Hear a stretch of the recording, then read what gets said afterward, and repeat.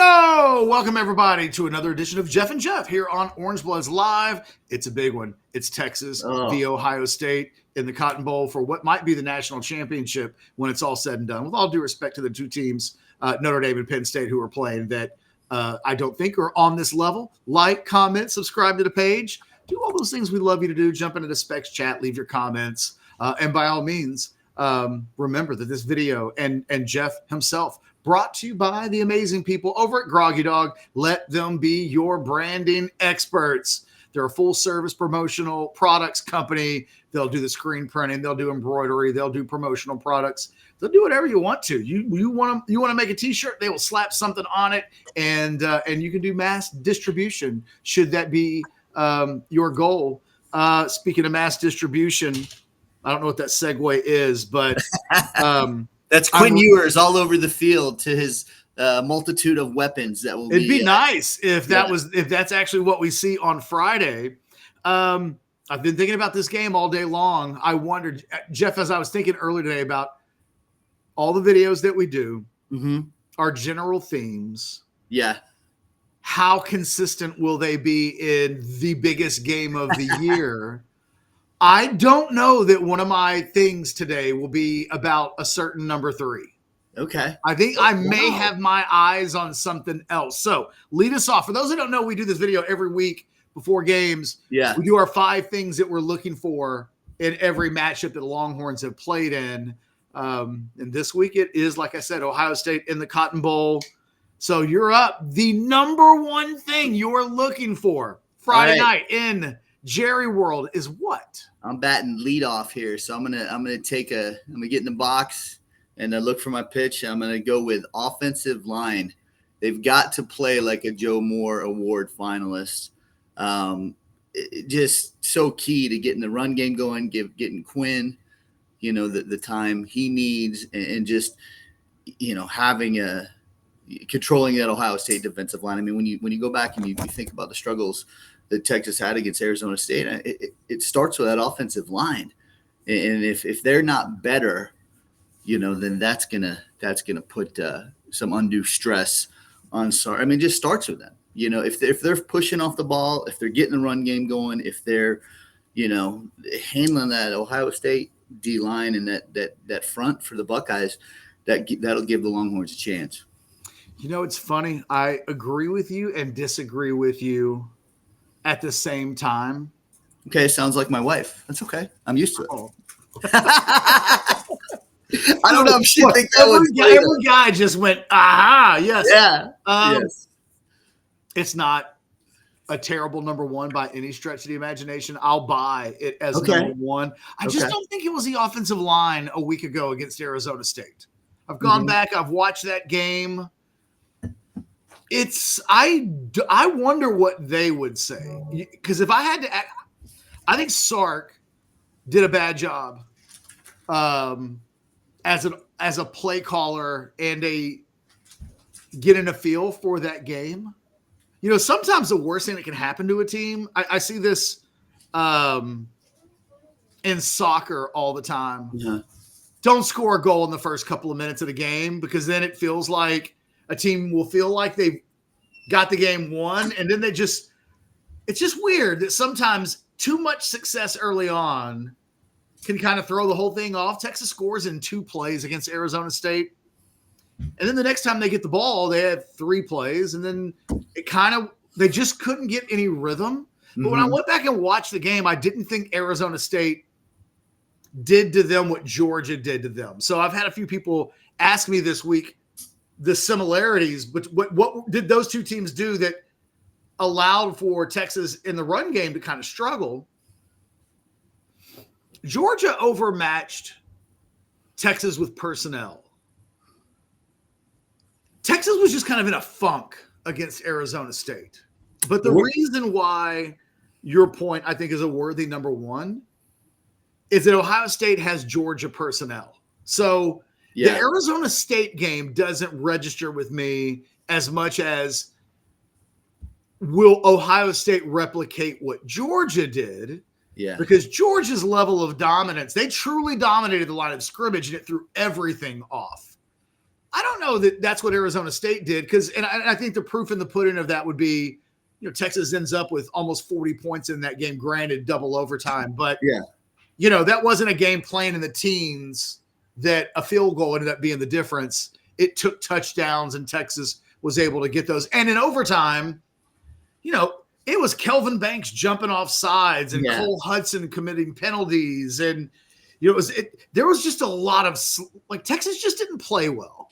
But boy, we might do a show previewing the national championship game next week, and we may look back on this and say, well, Ohio State dominated that Texas offensive line because of personnel. Can Notre Dame do that? Can Penn State do that? And the answer could very well still be yes. I'm convinced that the best units in these games, in all of the semifinal games, everybody's leading with their defense. There's not a team that's left that's here primarily because their offense is badass. Now, Ohio State last week had a badass offense, but that's not really the identity of that team. So let me give you my number one, or which would be number two on our list of top 5 things. Close game after 15. Because what Ohio State's done the last couple of weeks is in games, a couple of minutes into the second quarter, it feels like, okay, well, time to get ready for next week. Texas has been such a good first quarter team all year, especially on defense, although they struggled a little bit the last couple of weeks. Clemson, Arizona State. At the end of the first quarter, is it 7-7? Is it 6-6? Is it 0-0? Anything other than Texas trailing by more than 3, I think indicates we're in a game of fisticuffs. It's going to be 60 minutes. And I actually like Texas in a 60-minute game because I think they're better than Ohio State. But Ohio State's playing better than Texas is. And I think it's really important that early in this game, Texas establish itself as a team that's not chasing Ohio State, but at the very least playing head-to-head with it. So that first quarter is strength on strength. I mean, Ohio State's going to come out swinging. Sark with his script. You win the toss, are you deferring or are you taking the ball? Deferring. Every time, right? Yeah, you got to lean into your strength being your defense, and regardless of whether you're playing Ohio State or Texas State. Texas defense is their strength, and you take control of the game, with a stop on that first possession. And like you said, I mean, Ohio State, heck, I think that game against Oregon was over. I was flipping back and forth between y'all's post game and that Oregon game. And every time I flipped back, Ohio State had another touchdown. It was over in 10 minutes. So, I mean, you're right. If Texas can be there at the end of the first quarter, then we're feeling certainly more optimistic. So absolutely. I'll buy that too. So number three, number three, first down. First down, I don't know if efficiency or effectiveness is the right word, but on offense, I mean, where Texas struggles and where Sark struggles and kind of gets, I like the phrase you used a minute ago, out of rhythm, is when they can't, be successful on first down. I mean, let's get 3, 4, 5 yards in first down. Let's open up the playbook, for second, third, and fourth down.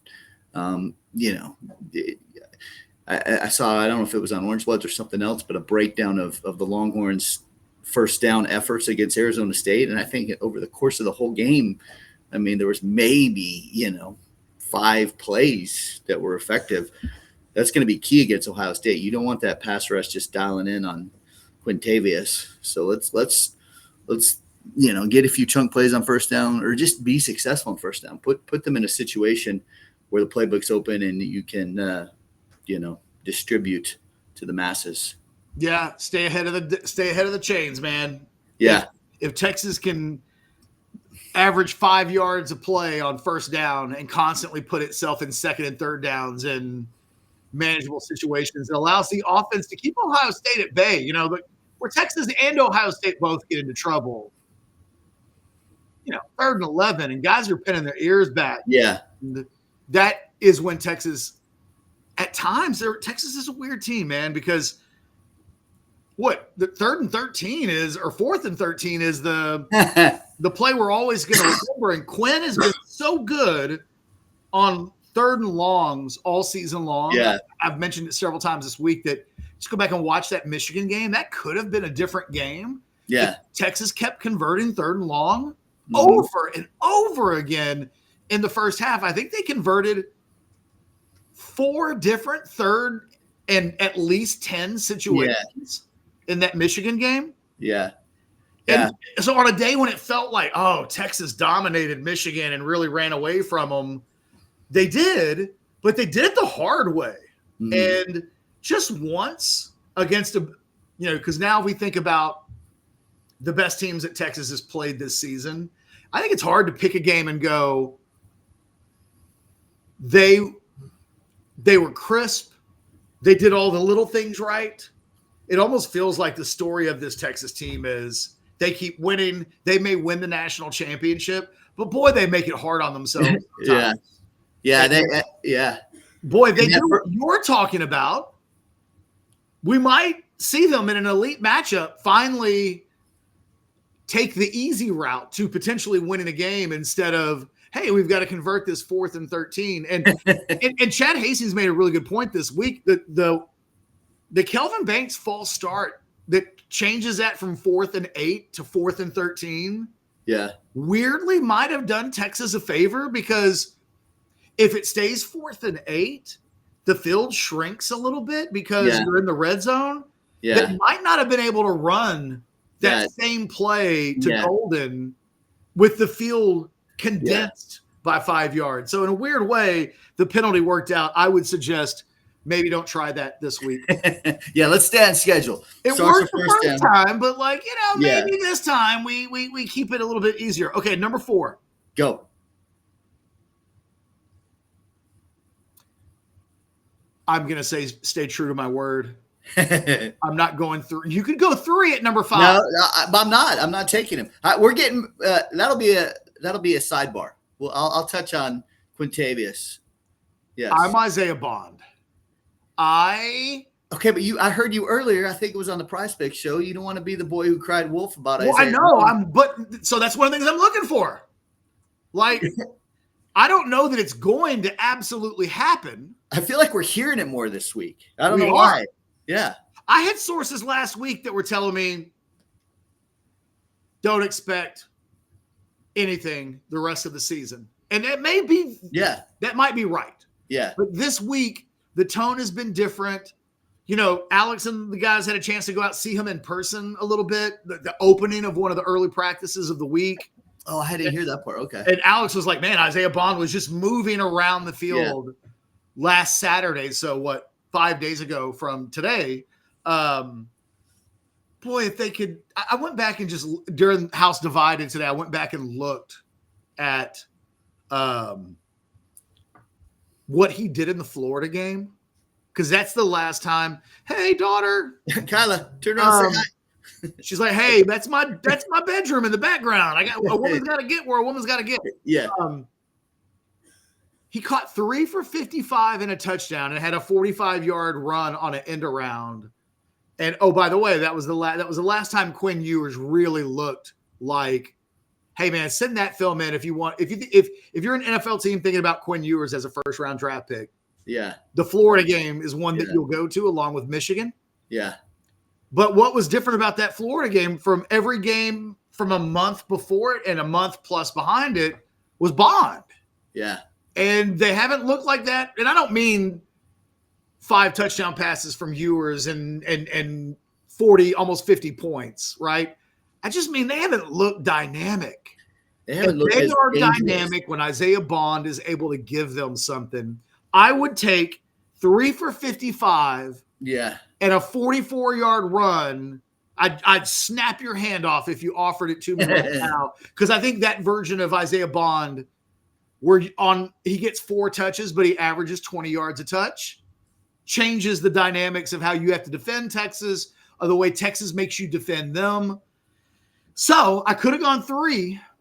You didn't. And instead, I'm going to go with Isaiah Bond, because Lord knows if he's anywhere near the best of Isaiah Bond from a health standpoint, he will make 3 better. And maybe we won't acknowledge it in real time, because it'll just be about Quinn played so well. How great is Quinn? But boy, the impact that just having that guy back to some degree, because he wasn't even a factor last week, and he wasn't, he hasn't been a factor in weeks. If he could be a factor, that would be a very positive development. Yeah, he definitely is the secret sauce for the offense. He is. It's like it's the threat. It's like going to Whataburger and not getting the ketchup.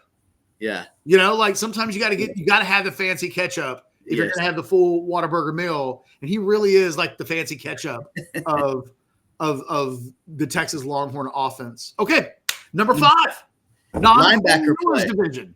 Not linebacker play. I feel like in this play we haven't noticed Hill, Benda. He did not play well last week. The foul, like where have they been? I mean, those are I shouldn't say the only playmakers, because obviously the secondary is one of the best in school history, but against a team like Ohio State that has that two-headed monster at running back and has so many weapons, and Will Howard can run. I mean, you're going to have to be there. That linebacker group has got to show up, and make plays. And Anthony Hill, I mean, if you're the dude, let's be the dude.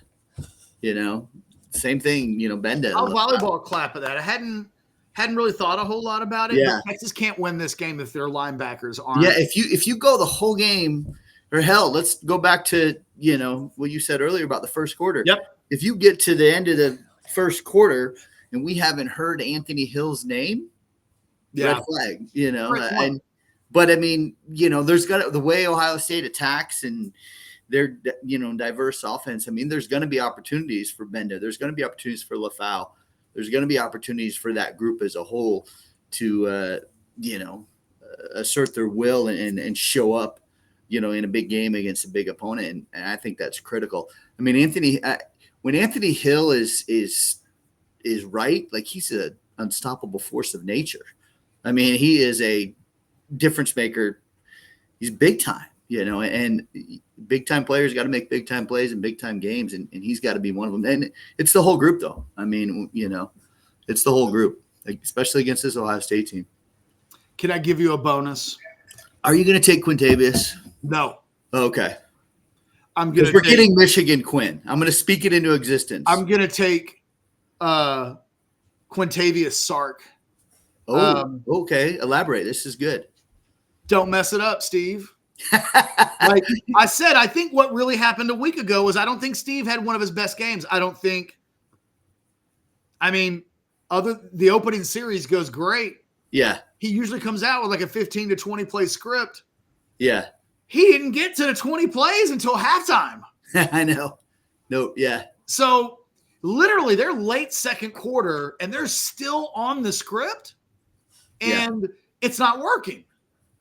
So Sark's got to be on his A game from a play calling standpoint. And I think from a game management standpoint, man, if you tell me nothing else about the game, but you tell me which of these head coaches struggled with game management, time management, not knowing when to go for it on fourth down and when to take the points and all of the little choices that have to be made, it's imperative that Sark win that battle. Because I feel like we know that Ryan Day, in the biggest games of his career, will step on his what. So, hey, if you're playing or coaching against a guy that man, just give him some space. Yeah. Give him an opportunity. And he'll make the mistake. Yeah. What you don't want is these two guys trying to out-mistake each other. Yeah. And then not taking advantage of maybe the thing that might win you this game, which is channel your inner Mac Brown and from a game management situation, play it by the book. Yeah. Now, this might be the kind of game where take the field goals. It's got to be. I know what the analytics say. If it's 4th and 4 at the 7, but maybe take the 3 points and realize you're just trying to maybe score 20 this week. Now, look, if you get into the third quarter or the second quarter and it's turned into a racetrack then you got to maybe adjust. But I really think that this is this is like meat and potatoes, man. Yeah. And it's like, good. It's like going to a barbecue restaurant and trying to decide what you're having for dinner based on like what the dessert menu looks like. Yeah. Dude, walk into the line, get your brisket, get some sausage, get some potato salad, because that's what you do. Get some beans, and then get your ass at the table and eat, and you'll have a good meal. And like, if you just tell me that if from a game management standpoint, that Sark's a 2-meat barbecue combo at like his favorite restaurant, and it's 2 meats, couple of sides, not taking any chances, that could be for me what gets Texas over the line, because I'm almost willing to gamble that if you play it straight, Ryan Day won't. And this might be the kind of game where playing straight is the play, and let Ryan Day step on as you know what. Yeah. Make the decision. Put the team in the Give me a score prediction, Jeff. Oh, man, I've been going back and forth all week from really confident to scared shitless, and it's okay to feel all of those things. Yeah. But what are you predicting? What am I predicting? I'm gonna go 28-24 Texas. Ewers to Helm game-winning touchdown. Because I think Texas hangs around, late turnover, and then we get Quintavious, Michigan Quinn, whatever. So you're predicting the Washington game from a year ago. Yeah, they feels like deal instead of coming up short. Yeah, and okay, I need a bonus from you. What are you hearing? I mean, Anwar's over at the Cotton Bowl, but Quinn, like I've heard Quinn's in a good. I don't know, like he's. I don't know. Am I reading too much into it? Maybe that's me. Yeah. Because it doesn't matter. Like, it doesn't matter what he looks like in practice if Ohio State's defensive line is in his face and pressuring him. And, so that's not what he's getting in practice this week. Yeah. I don't care. Now, I like hearing that he looks crisp and is throwing the ball well, but I hear that. You hear that all. I've not heard that Quinn Ewers had a bad week of practice all year. Never. Yeah, not this time ever. Yeah. So but again, you're right. Now that I think about it, my score prediction would kind of follow along the line of that Washington game. Because you said they're going to hang around. They're going to hang around, yes. Late turnover, score late, ball game. That's it. Yeah, they closed the deal this year. I'm not changing my mind. I'm still going 17-16. I think this is points at a premium. Okay. It's the reason why I'm telling Sark, hey, don't be afraid to take 3 points, because I don't think it's going to take 40. I don't think it's going to take 28. Now, who's the kicker, though? If you're 17-16, that's a field goal. Is that a Will Stone or no, it's Joe Bert Auburn. And I'm not saying kick the field goals from 40+ out. Okay. Unless you have to. Yeah. But I'm saying whatever Bert Auburn is or isn't, he's actually very good from inside 40. Yeah. The problem is they've asked him to kick it 40 and beyond 14 times this season, and he's made 6. Yeah. But he's 80+% inside of 40. So, I think I really am more about when they get in the red zone, Sark's so aggressive. Yeah. I'm not saying to kick a field goal on 4th and 1 or 4th and 2, but don't talk yourself into it's got to be 7 the entire game. Hey, again. I'm not sure what they're doing back there. I didn't even get a wave. I know. Neither do I some days. It's a snow day, so we got a lot going on at the house here. I told you, we've been kind of shut in today. Yeah. All right, well, look, that's 25 hours till kickoff. I'm saying 28-24. Catch has 17-16. Let's do it. And, oh, by the way, again, they've been the sponsor of this show all season long. Let Groggy Dog be your branding experts. The thing to do, I've said this all year, just go to the website. GroggyDogOnline.com, and honestly, they'll take you in. You can just, I'm looking at it right now. It's like a virtual tour inside the facilities, and it's a great website with a great kind of layout of everything that they are. They specialize in customer relations and making sure you are happy with everything that you desire more than anything else. And by the way, badass product, great quality, all that stuff. But it's the care and attention to detail and the desire to make sure that if you're going to let them be your branding experts, that they give you 110% so that you feel that. And we've enjoyed doing this show all season long. We love our relationship and partnership with Groggy Dog. And if you love these videos and you're getting ready to do some embroidery or some screen printing, yeah, your business, your team, your church, your whatever, holler at me. Sometimes it can be as simple as that. Keep it in the Orange Bloods family. For myself, here's hoping that next week we're doing one final 5 things to look for video involving Texas and a future opponent. Yes, sir. That would be one hell of a thing. Can't wait, Catch. Can't wait. But for myself and Jeff, like, comment, subscribe, all those things. Groggy Dog it up. Yes, sir. Hopefully we will see you guys. I'll be here next week. Can we get Jeff back for one more show? I'm planning on it. We'll do it. We're planning on it. You guys have a great build up to this game, a great Friday night, and a win, and a weekend to celebrate. And we will see you next week with another Jeff and Jeff to get ready for a national championship game against Notre Dame. I'm feeling Notre Dame. But woo! Would that be something? You guys take care. We'll see you soon. Later.